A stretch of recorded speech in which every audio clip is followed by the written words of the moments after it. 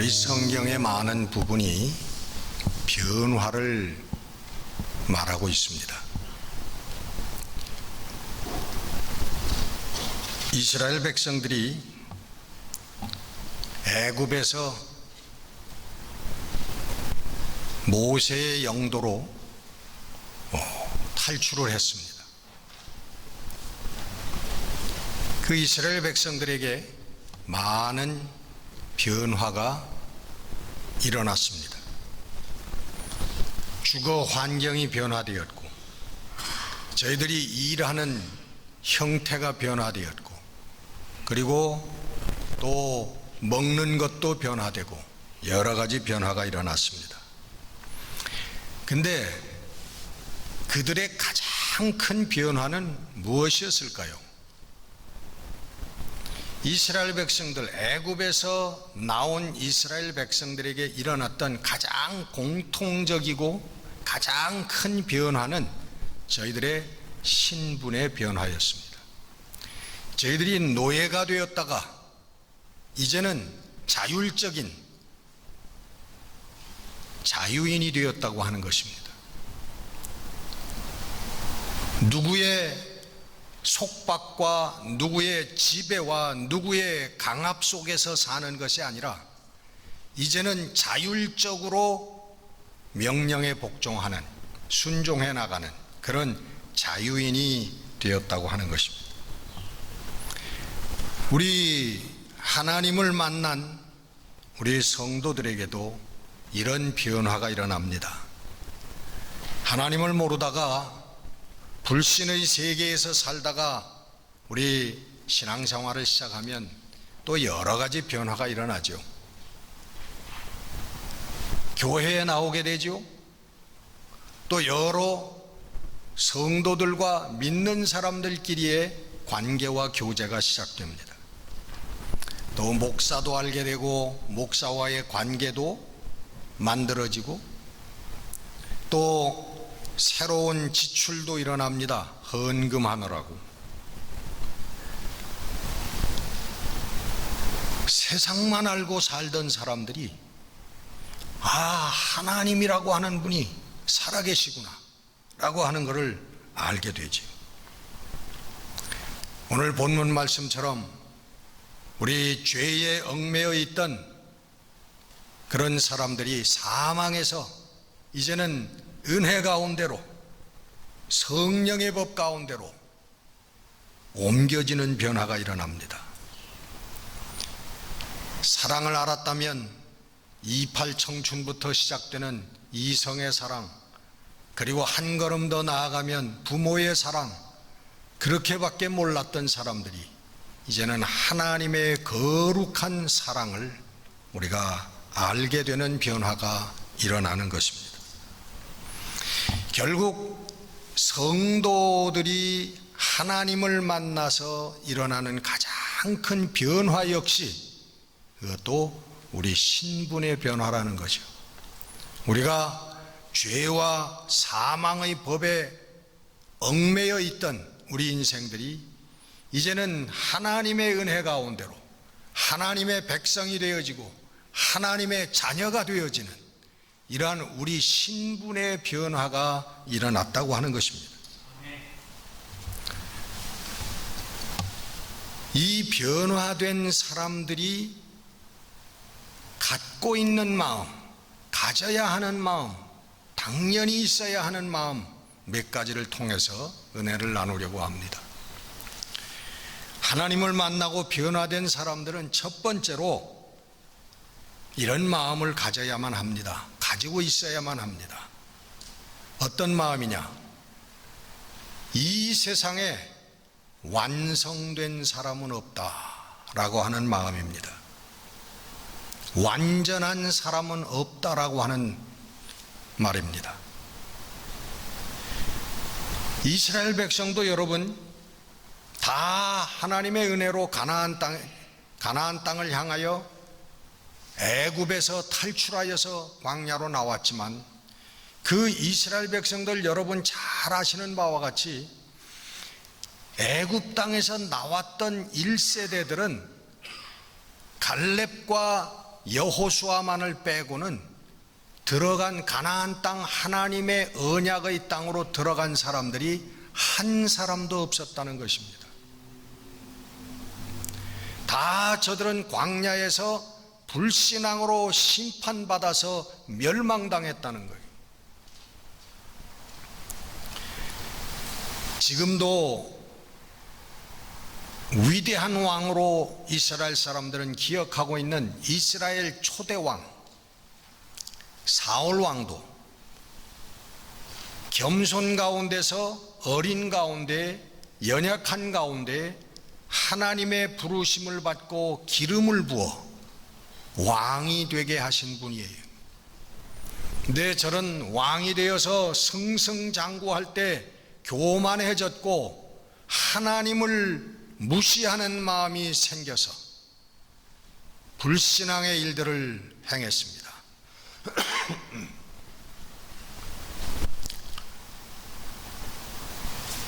하나님께서 그를 패하시고 멸망시키셨던 것을 성경은 증언하고 있습니다.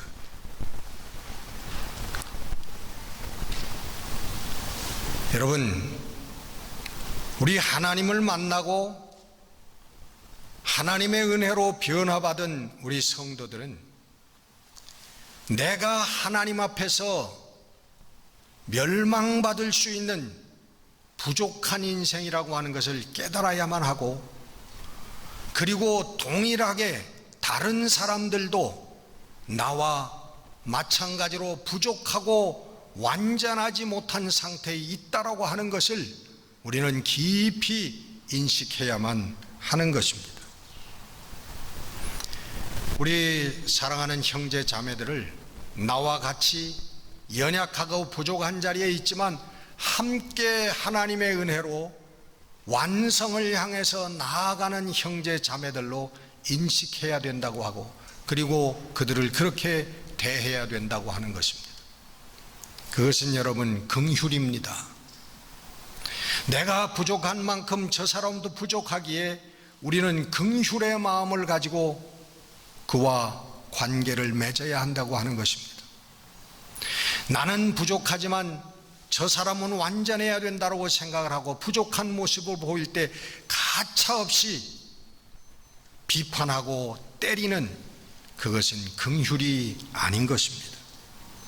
자기의 본질을 잊어버리는 거예요. 나는 하나님 앞에서 용서받을 수 없는, 심판받고 멸망받을 수밖에 없는 죄인이었다라고 하는 내 자신을 잊어버린 행위라는 것이. 그래서 구약 성경에도 우리 주님도 인용하셨지만 제사보다 긍휼이 낫다라고 말씀하신 거예요. 예배의 행위입니다. 제사는 신앙의 행위입니다. 성경 찬송 들고 교회에 나오는 것입니다. 교회에서 집사가 되고 권사가 되고 장로가 되고 목사가 되고 하는 이런 신앙의 행위들입니다. 그런 것들도 중요하고 있어야만 하는 것이지만, 그러나 그것보다도 더 중요한 것은 긍휼이라고 하는 것, 사랑의 마음이라고 하는 것입니다. 이 긍휼, 사랑의 마음을 잊어버리면 우리 성도들은 아무것도 아닙니다. 그것은 예수 그리스도의 십자가를 잊어버리는 일이요, 은혜를 배반하는 일이에요. 결단코 우리 성도들은 용서받은 죄인, 하나님 앞에서 우리가 똑같이 부족하고 연약한 죄인들이었다고 하는 것을 잊어버리면 안 되는 것입니다. 제가 40년 가까운 목회 생활을 하면서 많은 사람들을 만나봤습니다. 가문을 자랑하는 사람들도 만나봤습니다. 초대 재헌 국회의원 집안, 또 돈이 많은 사람들도 만나봤습니다. 훌륭하고 아름답고 웅장한 집에도 가봤습니다. 도대체 저 서너 식구가 이 집에서 어떻게 살아가나, 그만큼 넓은 집도 가봤어요.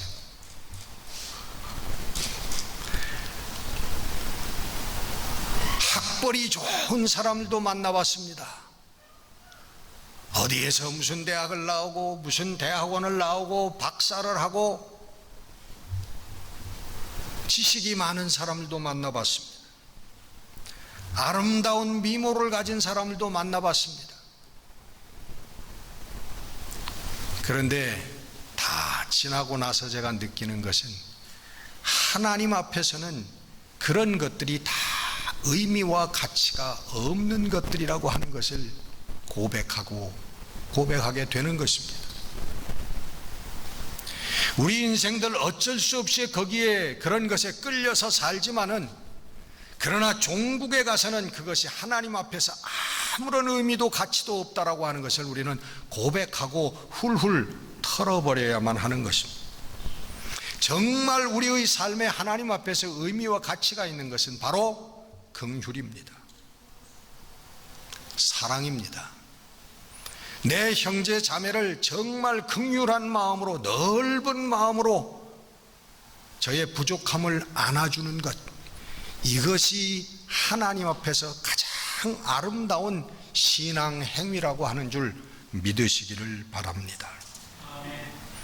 변화된 사람들이 가져야 될 둘째 번의 마음은, 우리가 하나님의 자녀답게 만들어져 가는 과정에 있는 사람들이다 라고 하는 마음입니다. 여러분, 그 과정을 우리가 성화의 과정이라고도 하지요. 근데 그 과정은요, 세상적으로 볼 때 힘들고 아픈 상처들의 연속입니다. 제가 그 유튜브에서 한국 여자 격투기 선수하고 또 이 어딘지 기억은 안 납니다만은 이 서양에 있는 그 챔피언하고 격투기를, 요즘에 격투기가 유행이잖아요. 그래서 한국 여성이 챔피언이 됐다고 그래서 그걸 한번 본 적이 있어요. 근데 한국 여성이 이겼어요. 근데 참 그런 분들도 시집을 가나? 그 남편은 어떻게 살까? 그런 정도로 아주 격렬하고 뭐 힘이 넘치고 뭐 무시무시합니다. 근데 제가 이름은 기억은 안 돼. 그 선수가 아름다운 또 얼굴로, 미모로 또 유명하대요. 시합 전에 보니까 예쁘장해요. 이뻐요. 근데 챔피언이 되고 그 얼굴을 비춰주는데 그 얼굴이 얼굴이라고 할 수가 없어. 막 찢어지고 그냥 막 부르트고 말이죠. 이거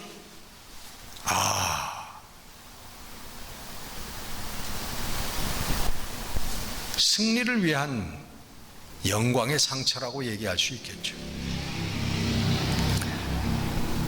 제가 아는 운동선수들도 있습니다만은, 저희들이 시합을 하기 위해서, 훌륭한 선수가 되기 위해서 훈련하는 그 과정은요, 부상의 과정이에요. 상처받는 과정입니다. 어디 다치고 상처가 나고 부상을 해가지고 늘 병원에 왔다 갔다 하는 게 운동선수들의 삶이에요. 여러분, 운동선수들이 화려하게 보일지 모르죠. 연봉도 뭐 몇백억씩 받고, 그렇지만 그들의 삶은요, 많은 상처와 아픔들이 있습니다.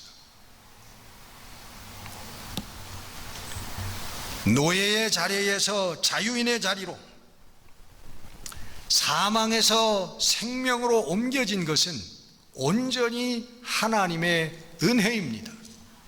우리가 한 거 하나도 없어요. 그냥 하나님께서 옮겨주신 거예요. 하나님께서 그 길을 열어주신 거예요. 근데 그 다음은 하나님의 훈련이 시작된다는 거예요.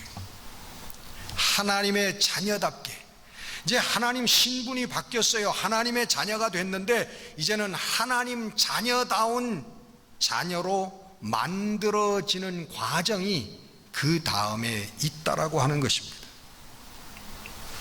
여러분 잘 아시죠? 여러분 금 좋아하시죠? 금, 골드. 요즘에는 골드 바, 부자들은 이만한, 그게 몇 그램이나 나가는지는 모르지만 이만한 그 골드 바를 수백 개씩 뭐 어디다 숨겨놓고 산다고 그래요. 근데 그 금에 보면 99.9%, 99.9%, 순금이란 100%는 없어요. 이 세상에 여러분 그렇게 재련을 하고 만들어도 100%라고 하는 건 없습니다. 99.9% 그걸 순금이라고 그래요. 근데 그 금이 만들어지는 그 과정 여러분 아시잖아요.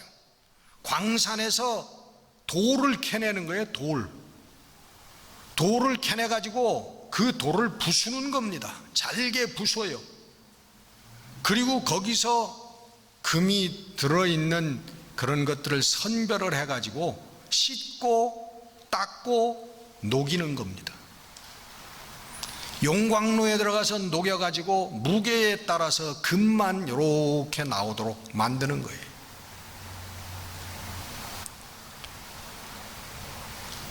여러분 우리 성도의 삶들도 이 과정을 꼭 거쳐야만 합니다.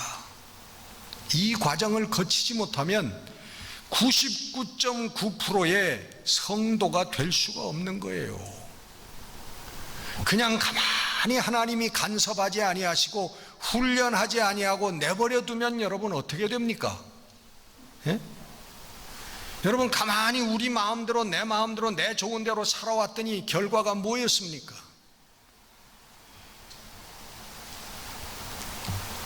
우리의 삶에 붙어있는 세상 것들이 하나하나 벗겨지고 하나하나 깨뜨려져서 부서져 나가는, 그리고 녹아지는 그런 과정이 없으면 우리는 하나님 나라에 들어갈 수가 없는 거예요.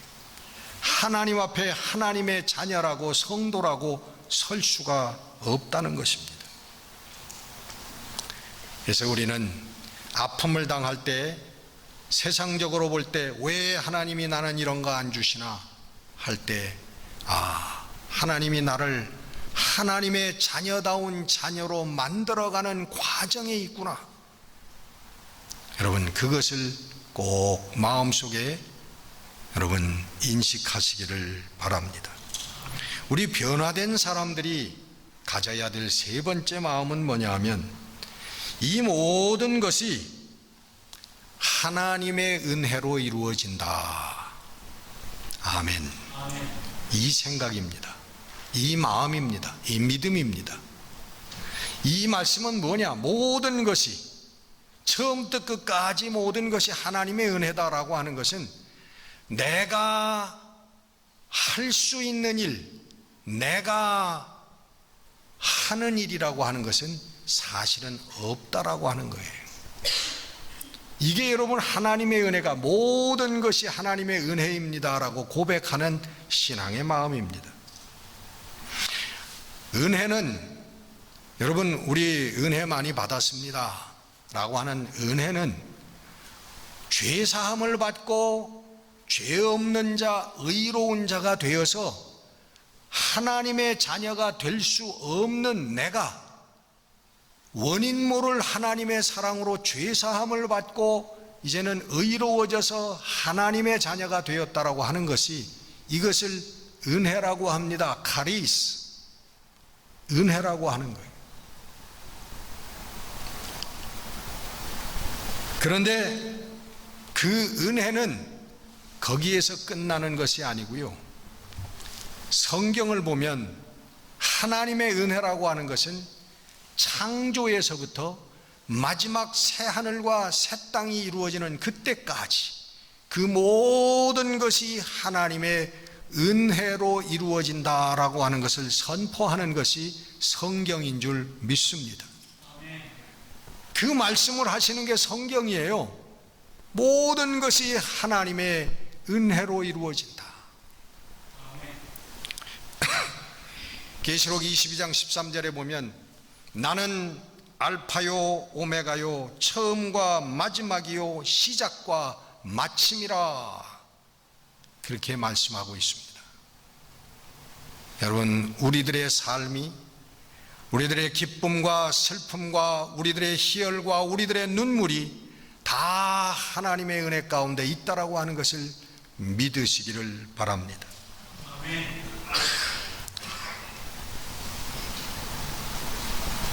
성경에 기록되지 아니한 것은, 그리고 성경에 기록되지 아니하였기 때문에 우리가 추구하지 말아야 될 게 두 개가 있는데, 하나는 뭐냐 하면 창조전의 세계는 어떠했을까? 하나님께서 우주를 창조하시고 우리 인간을 창조하시고 생명들을 창조하시기 전에는 무엇이었을까? 그건 쓸데없는 연구가 아니라 그건 공상에 불과합니다. 그거는 인간의 한계를 얘기하는 거예요. 절대로 인간은 알 수 없는. 그 다음 두 번째, 우리가 모를 수밖에 없고 추구하지 말아야 될 것은 뭐냐 하면 하나님의 나라가 이루어진 다음에 그 삶은 어떻게 사는 것일까? 생각할 필요가 없습니다. 그것은 오늘 우리가 이 땅에서 성령 받고 뜨거운 희열 가운데 있을 때 우리는 그것을 깨닫는 거예요.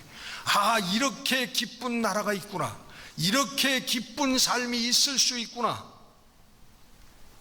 체험한 사람들은 하나님의 그림자를 체험하는 거예요. 그러나 하나님께서 주시는 은혜지, 그게 하나님께서 창조와 새하늘과 새 땅까지 성경을 통하여 믿는 자는 얻으리라, 믿는 자는 가리라, 믿는 자는 쟁취하리라. 하나님께서 은혜의 말씀을 주신 게, 창조에서부터 새하늘과 새 땅까지가 하나님의 은혜라고 하는 거예요. 그래서 여러분, 사도 바울은 하나님의 은혜를 얘기하면서 나의 나 된 것은 하나님의 은혜입니다. 내가 한 일은 아무것도 없습니다. 나는 하나님의 무익한 종일 뿐입니다 하고 고백하는 거예요.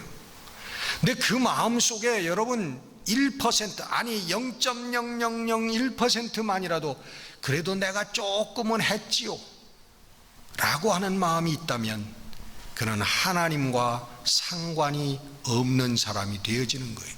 그것이 여러분 가장 무서운 불신앙이라는 거예요. 내가 밤을 새면서 공부했지 않습니까? 내가 밤을 새면서 돈을 벌지 않았습니까? 내가 밤을 새면서 내가 무엇을 했지 않습니까? 시간을 줄이고 놀고 싶은 거 안 놀고 가고 싶은 거 안 가고 내가 했지 않습니까? No. 그것까지도 하나님의 은혜라고 하는 거예요. 오늘 본문 말씀은 구원의 조건을 말씀하고 있습니다. 뒤집어 보면 그게 구원의 조건이에요. 구원의 조건은 오늘 본문 말씀에 내 말을 듣고, 예수님께서 내가 진실로 진실로 너에게 이르노니 내 말을 듣고 또 나 보내신 이를 믿는 자는, 그랬어요. 내 말을 듣다. 여러분, 예수님의 말씀을 다 여러분 들으셨죠? 무엇을 통해서 예수님 말씀 들었습니까? 여러분 꿈속에서 들으셨어요?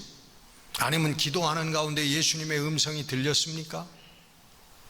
그러나 일반적으로 예수님의 말씀은 성경 말씀을 통해서 듣는 거죠. 오늘 목사들이 예수님의 말씀을 해석하고 또 말씀을 여러분들에게 전합니다. 그걸 통해서 예수님의 말씀을 듣는 거죠. 이 말을 믿고라고 하는 거예요. 여러분,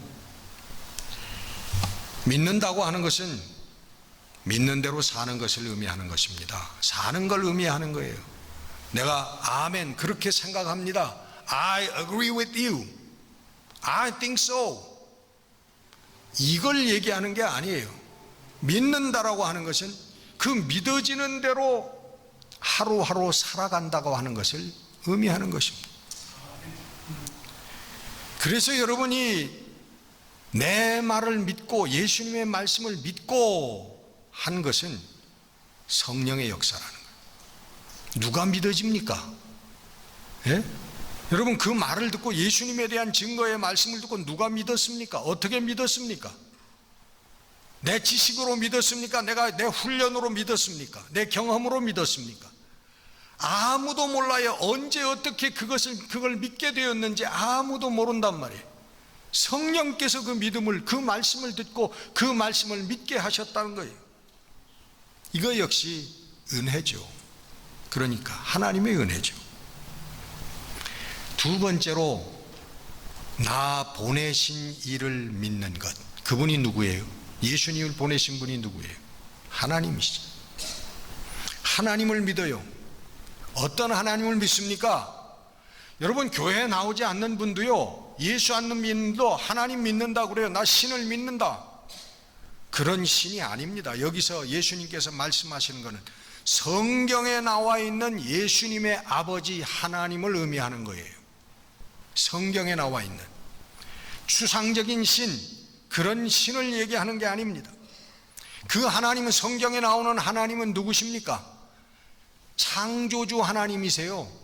만물을 만드신 분이고 만드셨기 때문에 주인이신 분이고 그것을 주재하는 분이고 주장하시는 분이 하나님이시라는 거예요.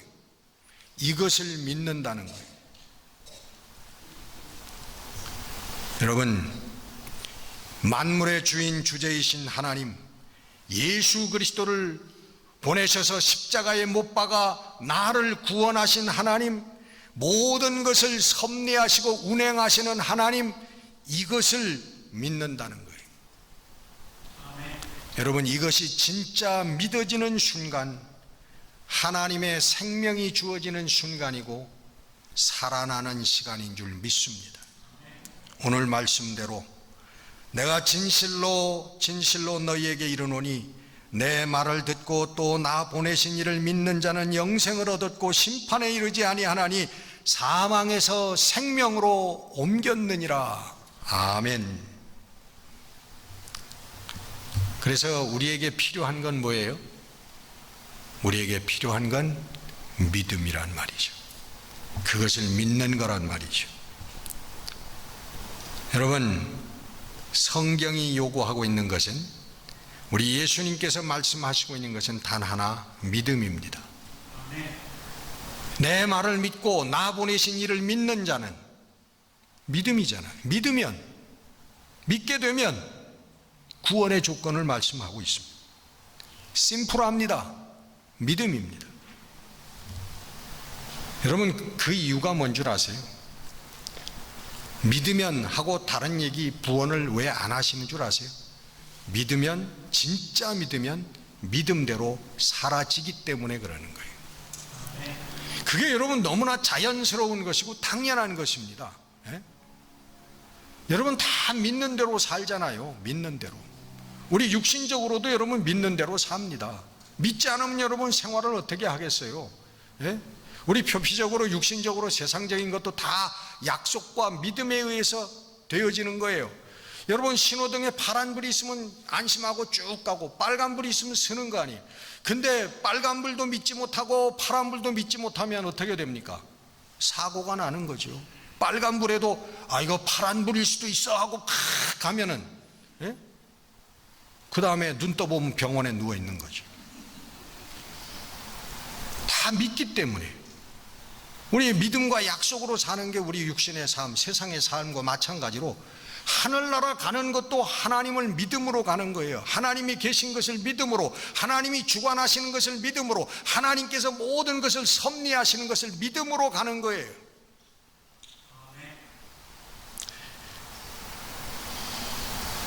그래서 믿음만을 얘기하십니다. 믿어지면 그 다음은 자연스럽게 이제 하나님의 뜻대로 살고 싶다, 하나님 기뻐하시는 삶을 살고 싶다라고 하는 마음이 자연스럽게 생기기 때문이에요.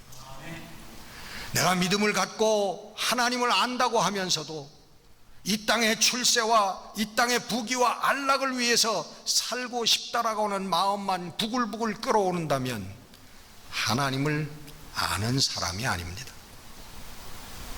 하나님을 믿는 사람이 아니라고 하는 거예요.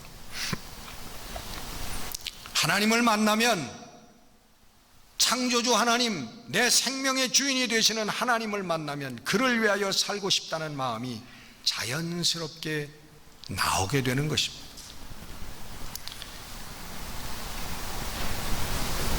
어렸을 때 아들을 잃어버렸어요.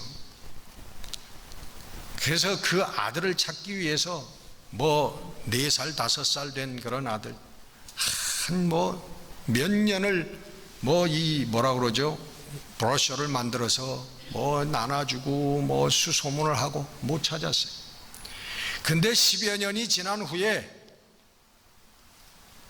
극적으로 그 아들을 찾았습니다. 아주 거지꼴이 돼 있는 거지처럼 사는 아들을 만났어요. 그래 와서 씻기고 입히고 먹이고 붙들고 날마다 울고 미안하다, 내가 너를 일찍 찾지 못해서 미안하다. 이 아들이 배우지도 못했고 거지꿀에서 형편없이 살았지만 그러나 그 아들이 어떻게 생각하겠습니까? 이제는 어머니와 아버지 그리고 형제들 이 정상적인 가정에서 어떻게 생각하겠습니까? 그럼에도 불구하고 나는 거지처럼 계속 쭉 살아야지, 그렇게 생각하겠습니까? 당연히 누가 가르쳐주지 않아도 나는 이 가정에 어울리는 아들로서 우리 어머니 아버지 어머니에게 어울리는 아들답게 이제는 살아야 되겠다라고 하는 결심을 자연스럽게 하게 되지 않겠느냐 그 말이에요. 여러분, 우리들에게 이 마음이 있는 것이 하나님의 자녀가 된 증거입니다. 여러분, 우리가 변화를 받고 하나님의 자녀가 되었는데 외향적으로 달라지는 게 있습니까? 이마에 하나님의 자녀라고 하나님이 박아주시나요? 요즘 문신하는 것처럼. 참 그렇게라도 해주시면 얼마나 좋겠어요. 아무런 표시가 없습니다. 표식이 없어요. 우리의 심령이 달라지는 거죠. 우리 마음이 달라지는 거예요. 네. 근데 하나님의 자녀가 된 증거가 바로 그 마음이라는 거예요. 여러분, 그 마음이 어떻게 일어나겠습니까? 이제는 하나님의 자녀다운 삶을 살아야 되겠다. 하나님 기뻐하시는 삶을 좀 살아봐야 되겠다. 여러분, 이 마음 어떻게 살지 어떻게 안 살지 모르지만 그러나 그 마음 자체가 들어가는 게 이게 그냥 가만히 있어서 일어나는 일이냐고요. 연말이 돼가지고 여러분 연얄려냐 불신자들은 술을 오늘 죽자 마시고 죽자 그러고들 요즘 TV를 보니까 그렇게 마실 때 그래. 오늘 죽자 그러고 조금 있으면 다 죽을 텐데 그렇게 여러분, 그렇게 연얄려냐 그냥 처마시고 그러다 보면 하나님의 영광을 위해서 살아야지, 하나님 기뻐하시는 삶을 살아야, 이 마음이 여러분 생깁니까? 여러분, 세상에 돈을 위해서 돈 하고 살면, 그리고 돈 많이 벌면 이제는 하나님의 영광을 위해서 살아야지, 그런 마음이 생깁니까? 아니에요. 이 마음이 생기는 것은 성령께서 오셔야만 생기는 거예요. 성령께서 우리들 마음속에 오셔야만 생기는 마음이라는 거예요. 그게 하나님 자녀의 마음이고 하나님 은혜 가운데 사는 성도들의 모습인 것입니다. 은혜 받은 마음입니다. 은혜 받은 자의 마음입니다. 여러분, 그 다음은 성령께서 간섭하시고 성령께서 인도하시고 성령께서 이루시는 줄 믿습니다. 여러분, 이제 한 2, 3주 있으면 우리 2019년 한 해가 다 가고 숫자도 아름다운 2020년 2020 새해를 맞이하게 됩니다. 여러분, 우리 2019년 마지막 시간들을 보내면서 다시 한번 하나님의 은혜를 생각하고 하나님의 은혜 때문에 기쁘고 하나님 은혜 때문에 즐겁고 하나님 은혜 때문에 소망과 용기를 가지실 수 있는 그런 우리 연말이 되시기를 주의 이름으로 축원합니다. 기도하겠습니다.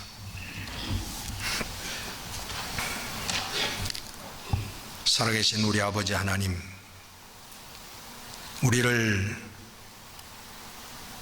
죄와 사망의 권세에서 건지시고 이제는 우리 생명의 성령의 은혜 가운데로 저희들의 삶을 인도하여 주신 하나님의 은혜, 하나님, 저희들은 그 원인을 알 수 없지만 하나님의 주권이요 하나님의 능력이요 하나님의 사랑인 줄 믿습니다.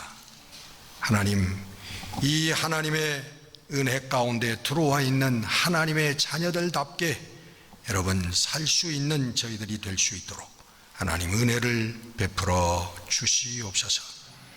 한시도 하나님의 이 은혜를 잊지 않고 하나님의 그 은혜 가운데서 정말 행복한 삶을 창출해내는 우리 성도들, 승리하는 성도들이 되도록 축복해 주시옵소서.